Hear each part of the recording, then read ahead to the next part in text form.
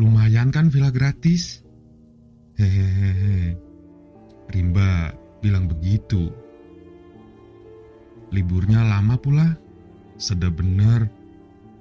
Vero tidak kalah antusiasnya. Iya, kata bokap. Yang penting bisa jaga kelakuan dan kebersihan.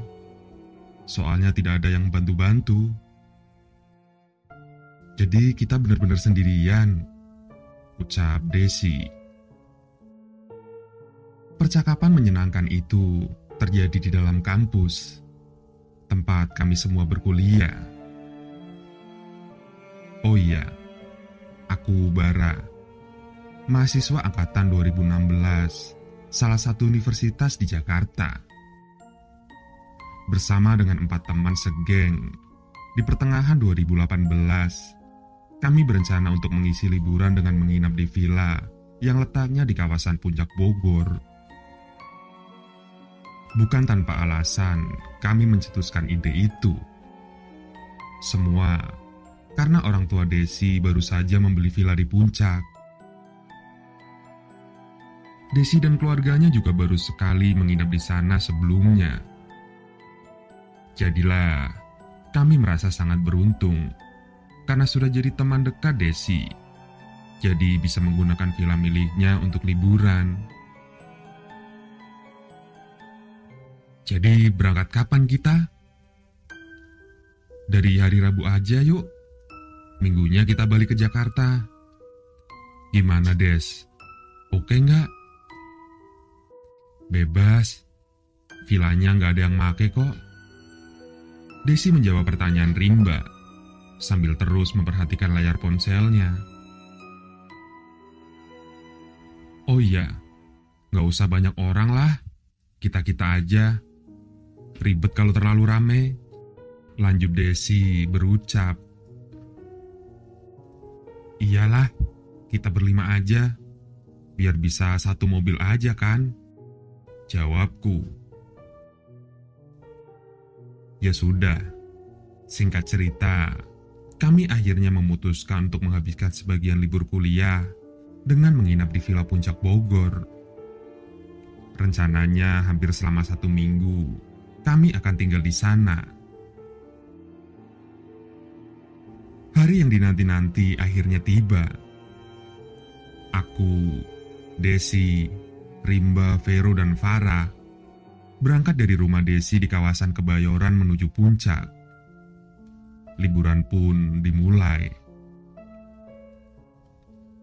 Layaknya sebagaimana liburan, suasana perjalanan sudah sangat menyenangkan. Obrolan tanpa putus, diselingi canda dan tawa ramai terdengar dalam kendaraan. Aku yang di belakang kemudi juga ikut merasakan kegembiraan ini.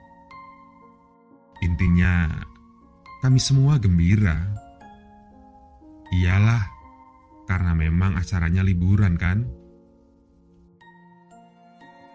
Mungkin hampir seluruh orang Indonesia tahu kalau kawasan Puncak Bogor ini dikenal sebagai tempat untuk berlibur melepas penat.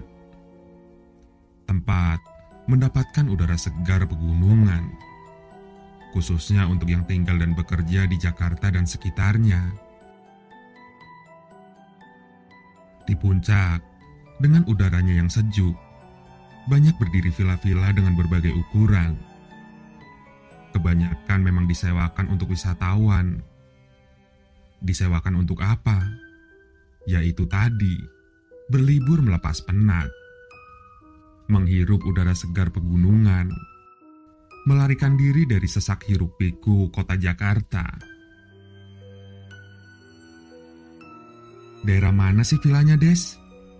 Tanyaku ketika kami sudah sampai di daerah Ciawi, jam 2 siang, menjelang sore. Cisarua, Bar. Nanti gue kasih tahu jalannya. Ini terus aja dulu, masih jauh, jawab Desi. Tidak bisa dipungkiri, kawasan Puncak ini merupakan tempat menarik bagi wisatawan. Dari Ciawi, yang masih terbilang di bawah, sudah berjajar toko-toko yang menjual makanan khas Puncak. Banyak resto bagus, dan warung-warung kopi dari yang sederhana sampai yang hype juga banyak. Kawasan Puncak sudah bisa dipastikan ramai dan macet kendaraan di setiap akhir pekan. Tapi karena ini hari Rabu, jadinya lalu lintas cenderung tidak terlalu ramai. Kendaraan kami melintas nyaris tanpa hambatan. Oh iya, sebelum keluar dari jalan utama untuk menuju daerah tempat villa berada, terlebih dulu kami mampir di salah satu resto untuk makan siang.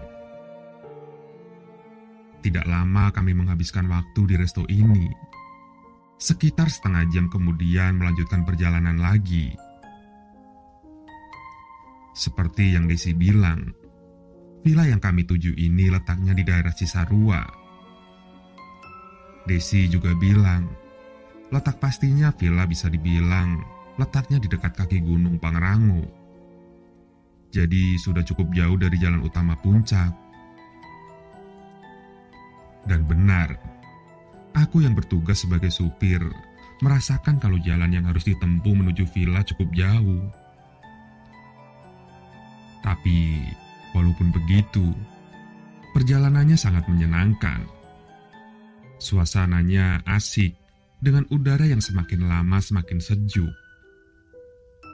Karena jalan yang kami tempuh pun terus-terusan berkontur menanjak, kami terus naik ke dataran tinggi. Buset, gede banget villanya, Des.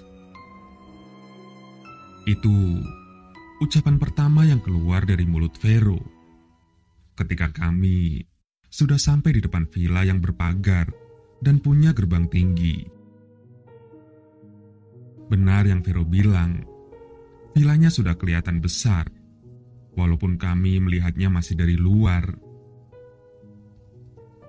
Bentar, gue turun dulu, mau buka pagar. Desi lalu turun untuk membuka pagar. Setelah pagar terbuka, aku lalu memasukkan kendaraan. Villa bertingkat yang bentuknya semi modern, walau tidak bisa dibilang bangunan baru. Halamannya luas. Jarak dari gerbang depan ke villanya cukup jauh. Aku memarkirkan kendaraan persis di depan villa. Setelah turun dari kendaraan, kami lalu melihat-lihat sekeliling. Walaupun lebih sering kosong, tapi villa ini kelihatan sangat terawat. Rumput indah menutup hampir seluruh permukaan halaman dan pekarangan. Beberapa pohon besar berdiri subur di bagian sudut-sudutnya. Sambil berbincang menyenangkan, kami tidak langsung masuk ke dalam villa, tapi memilih terlebih dahulu melihat-lihat ke bagian belakang. Wah, kolam renang. Nyaris bersamaan kami girang berteriak, mengetahui ada kolam renang di belakang. Sengaja gue gak ngomong dari awal, biar surprise, kata Desi sambil tertawa. Kolam renang yang menurutku ukurannya cukup besar. Airnya bersih kelihatan terawat. Sekitarannya juga sangat bersih. Halaman belakang ternyata lebih luas dari halaman depan. Selain kolam renang, ternyata di belakang juga ada bangunan lagi. Namun ukurannya tidak terlalu besar. Sepertinya diperuntukkan untuk tamu. Di pinggir kolam juga ada 2 gazebo kecil yang pas sebagai tempat nongkrong dan berbincang. Tidak ketinggalan, pemandangan yang dimiliki juga sangat bagus. Dari villa ini, kami dapat melihat indahnya Gunung Pangrango dari jarak yang cukup dekat. Pokoknya, villa besar ini sangat luas, bagus dan indah. Sebelumnya yang punya villa ini, keluarga keturunan Belanda. Katanya sih, dari kakek nenek mereka sudah tinggal di sini. Tapi cucu-cucunya memutuskan untuk menjualnya. Jadilah bokap gua yang beli. Begitu Desi bilang ketika kami sedang bersantai di salah satu gazebo di belakang, pinggir kolam renang. Menghabiskan sore menikmati sejuknya udara dan indahnya pemandangan. Udah lama kosong ya, Des? Farah yang sebelumnya lebih banyak diam, akhirnya bersuara. Katanya sih lebih sering kosong. Tapi kadang katanya ada yang menyewa juga, walaupun jarang. Karena katanya vilanya terlalu besar.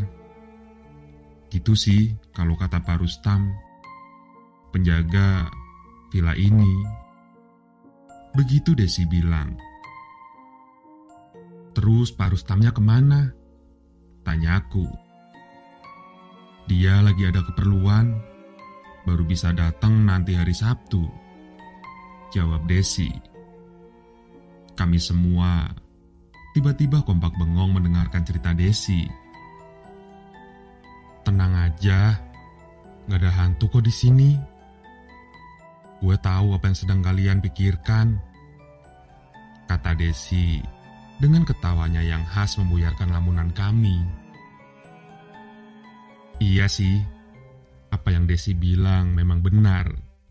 Sempat terlintas di kepalaku kalau mungkin saja villa ini angker karena lebih sering kosong tidak berpenghuni. Tapi ya sudah, aku dan teman-teman yang lain mencoba mengabaikan pikiran jelek itu. Lebih memilih memaksa diri menikmati suasana dan keindahan sekitar. Terus berpikir positif. Sampai akhirnya nanti ada beberapa kejanggalan yang kami alami selama menempati villa ini. Gue ke kamar dulu bentar. Aku bilang begitu. Lalu meninggalkan teman-teman semuanya tetap kumpul di gazebo. Hari sudah menggelap. Sinar matahari hanya menyisakan percikan warna jingga tipisnya. Sudah jam 6 lewat sedikit. Aku melangkah masuk lewat pintu belakang. Yang pertama ditemui ketika sudah di dalam adalah dapur yang ukurannya besar. Kemudian kalau berjalan sedikit lagi, akan ditemui ruangan kecil tanpa pintu yang aku tidak tahu peruntukannya. Ruangan kecil ini berhadapan dengan kamar mandi. Setelah itu, akan ada ruang makan dengan meja oval yang besar. Setelah ruang makan, tentu saja ada ruang tengah yang cukup besar ukurannya. Seperti yang sudah aku ceritakan tadi, villa ini bertingkat. Di lantai bawah ada 2 kamar tidur. Di lantai atas ada 3. Kami semua memutuskan untuk menempati kamar atas. Karena di atas memiliki teras yang menyajikan pemandangan pegunungan. Tidak lupa, dalam perjalanan menuju kamar, aku juga menyalakan setiap lampu yang ada di dalam, mengubah gelap suasana menjadi agak terang. Tangga menuju lantai atas, letaknya di antara ruang tengah dan ruang makan. Tangganya berbentuk lorong karena tertutup dinding ruang tengah. Tidak lama, akhirnya aku sampai di kamar atas. Rencananya, aku hendak mandi. Makanya, tujuan ke kamar adalah untuk mengambil perlengkapan mandi. Desi bilang juga sebelumnya, kamar mandi di lantai atas belum bisa digunakan. Masih dalam perbaikan katanya. Jadi kamar mandi hanya ada di lantai bawah. Ya sudah. Setelah selesai aku langsung turun lagi ke bawah, menuju kamar mandi. Menuruni tangga lagi, lewat ruang tengah lagi, ruang makan, dan akhirnya sampai di depan kamar mandi. Nah, tadi sempat aku bilang kalau di depan kamar mandi ada satu ruang kosong tanpa pintu yang aku tidak tahu apa fungsinya. Sebelum masuk ke kamar mandi, aku menghentikan langkah. karena ada yang menarik perhatian dari dalam ruangan kosong ini. Ada benda yang bentuknya cukup aneh, tergeletak di dalamnya. Ruangan masih gelap, karena memang tidak ada lampu di dalamnya. Hanya mengandalkan lampu yang ada di dapur. Ya karena gelap itulah, jadinya pada awalnya aku tidak bisa jelas melihat benda apa sebenarnya itu. Maka dari itulah, akhirnya aku memutuskan untuk melangkah lebih dekat lagi, supaya bisa melihat lebih jelas, memastikan benda apa itu. Ketika sudah cukup dekat, bentuknya mulai terlihat jelas. Berbentuk 4 persegi panjang, berwarna gelap. Awalnya, aku pikir ini adalah sebuah meja panjang. Tapi, kemudian pikiranku berubah. Karena benda itu terlalu rendah kalau itu adalah meja. Ketika hanya berjarak tinggal kira-kira 1 meter, akhirnya aku bisa tahu dengan pasti benda apakah itu sebenarnya. Terkejut, terperanjat. Pada detik awal aku terkesima seperti terhipnotis. Detik berikutnya, langsung melangkah cepat pergi dari situ, lalu menuju gazebo belakang, di mana teman-temanku berkumpul semuanya. "Kenapa lu, Bar? Kayak habis maraton ngos-ngosan gitu?" tanya Vero ketika aku sudah sampai. "Des, ruangan di depan kamar mandi itu tempat apa sih?" tanyaku sambil terus berusaha mengatur nafas. "Nantinya mau jadi gudang bersih sih. Kenapa emang?" Desi menjawab, diakhiri dengan pertanyaan. "Tadi gue lihat ada peti mati di dalamnya." "Emang ada peti mati di situ, Des? Keluarga lo sengaja naruh peti mati di situ?" Aku bilang begitu dengan nafas yang masih juga tersengal. "Peti mati? Jangan bercanda lo ah. Mana ada peti mati sih?" "Gak ada." Desi menjawab dengan terperanjat. Jelas sekali ada kekagetan di wajahnya. "Baru aja gue lihat peti mati di ruangan itu, Des. Makanya gue panik dan langsung ke sini," jawabku lagi. Kemudian, tanpa dikomando, kami semua langsung bergegas masuk ke dalam villa. Semua penasaran dengan omonganku. Tapi, betapa terkejutnya aku ketika sudah sampai lagi di ruangan itu. Ternyata ruangannya kosong. Tidak ada barang apapun. Apalagi peti mati. "Tuh kan, lo halu nih. Mana ada peti mati? Orang ruangannya masih kosong gini. Ngagetin aja lo, Abar." Dengan nada kesal, Desi bilang begitu. Juga dengan teman yang lain. Aneh, padahal jelas-jelas tadi aku melihat ada peti mati. Kenapa tiba-tiba hilang? Atau aku salah lihat? Sepertinya tidak mungkin. Aku sangat yakin karena melihatnya dari jarak yang sangat dekat.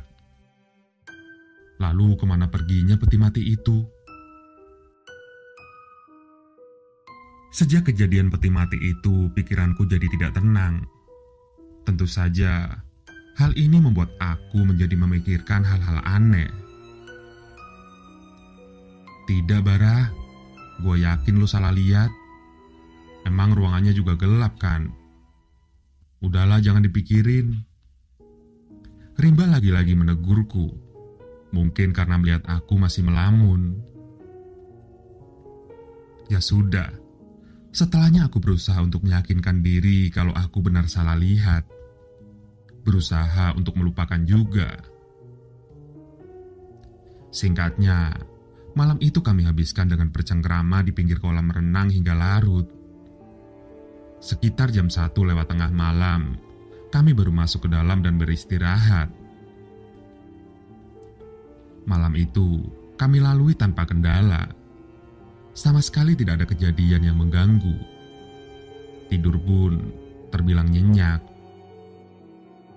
Tapi ada sedikit keanehan yang aku rasakan. Di dalam tidur, aku bermimpi aneh menjurus seram. Tiba-tiba aku seperti tengah menghadiri acara duka cita. Aku duduk di dalam satu ruangan besar. Semua tamu mengenakan pakaian hitam-hitam. Ruangannya tidak terlalu terang. Suasana duka sangat terasa. Yang paling aku ingat, di bagian paling depan ruangan ternyata ada peti mati. Peti mati yang tutupnya dalam keadaan terbuka. Aku duduk tidak jauh dari peti mati, jadi dapat melihat dengan jelas kalau di dalamnya ada mayat terbaring. Aku tidak bisa melihat jelas wajahnya. Yang pasti, sepertinya jenazah laki-laki karena mengenakan jas yang juga berwarna gelap. Suasana duka namun mencekam begitu terasa. Hening sama sekali, tidak ada suara. Para hadirin pun tidak ada yang menangis. Wajah semuanya terdiam tanpa ekspresi. Menyeramkan. Bro, lu jangan bilang ke Desi, Farah ya. Gue gak mau mereka jadi ketakutan. Tadi malam gue mimpi serem. Pagi harinya, aku bilang begitu ke Vero ketika teman-teman yang lain sedang pergi belanja keluar. Aku ceritakan semuanya tentang mimpiku itu. Mimpi yang sangat aneh. Lo tuh ya Bar, ada-ada aja. Kemarin katanya lihat peti mati. Tadi malam mimpiin peti mati. Halu lu ah. Begitu Vero bilang. Tapi ya mau gimana lagi. Memang seperti itu yang terjadi. Aku jadi makin merasa kalau ada yang tidak beres dengan villa ini. Tapi kenapa cuma aku yang punya perasaan seperti ini? Sementara teman-teman lain, aku lihat biasa-biasa saja. Tidak merasa ada yang aneh. Hari kedua, Kamis. Kami habiskan lagi-lagi dengan bersantai, bercengkrama, berenang. Pokoknya santai. Sedikit-sedikit aku dapat mulai lupa dengan kejadian yang aku alami kemarin dan malam sebelumnya. Teralihkan dengan suasana yang menyenangkan. Akan tetapi, ternyata malam nanti akan terjadi peristiwa yang aku akan sulit untuk melupakannya. Malam pun tiba. Seperti malam sebelumnya, kami menghabiskan waktu di halaman belakang. Makan malam dan berbincang santai. Tapi beda dengan teman-teman lain. Sekitar jam 10 aku merasa kalau badanku tidak enak. Kepala agak pusing. Tubuh terasa sangat lelah. Lemas pokoknya. Gue kok tiba-tiba gak enak badan ya? Lemes banget. Gue rebahan dulu di kamar sebentar ya. Capek banget rasanya. Aku bilang begitu. Ah, capek banget lo Bar. Baru juga jam segini. Teman-temanku nyaris bicara sama seperti itu. Aku tidak peduli. Pokoknya aku ingin istirahat. Setelah berpamitan, aku lalu masuk ke dalam villa, lalu menuju kamar atas. Sesampainya di kamar, aku langsung merebahkan diri di tempat tidur. Nah, aku terjaga hanya beberapa detik saja. Setelahnya langsung lelap tidak sadarkan diri. Aku tertidur. Entah sudah jam berapa, tapi masih sangat gelap. Aku perlahan berangsur terbangun dari tidur. Masih dalam posisi terbaring, tapi sudah bisa melihat sekeliling. Saat itu aku perlahan sadar kalau ternyata sedang tidak berada di dalam kamar. Aku merasa kalau sedang di ruangan lain. Tidak tahu ruangan mana. Yang pasti, akhirnya aku bisa merasakan kalau tidak sedang berada di atas tempat tidur. Tubuh merasakan kalau aku sedang terbaring di permukaan yang keras. Benar, ternyata aku sedang terbaring di atas lantai yang terasa dingin. Tapi di mana? Kok bisa? Perlahan aku bangkit, lalu duduk, masih belum sadar sepenuhnya. Masih bertanya-tanya sedang di mana aku berada. Cukup lama aku terdiam berpikir keras, sampai akhirnya aku mendapat jawaban, di mana sedang berada. Ternyata aku sedang berada di ruangan kosong depan kamar mandi bawah. Ruangan yang pada hari pertama aku melihat ada peti mati di dalamnya. Kok aku bisa ada di sini? Timbul pertanyaan dalam hati. Teman-teman pada kemana? Muncul pertanyaan berikutnya. Perlahan aku mulai berdiri, lalu melangkah keluar ruangan. Villa dalam keadaan redup, hanya sebagian lampu yang menyala.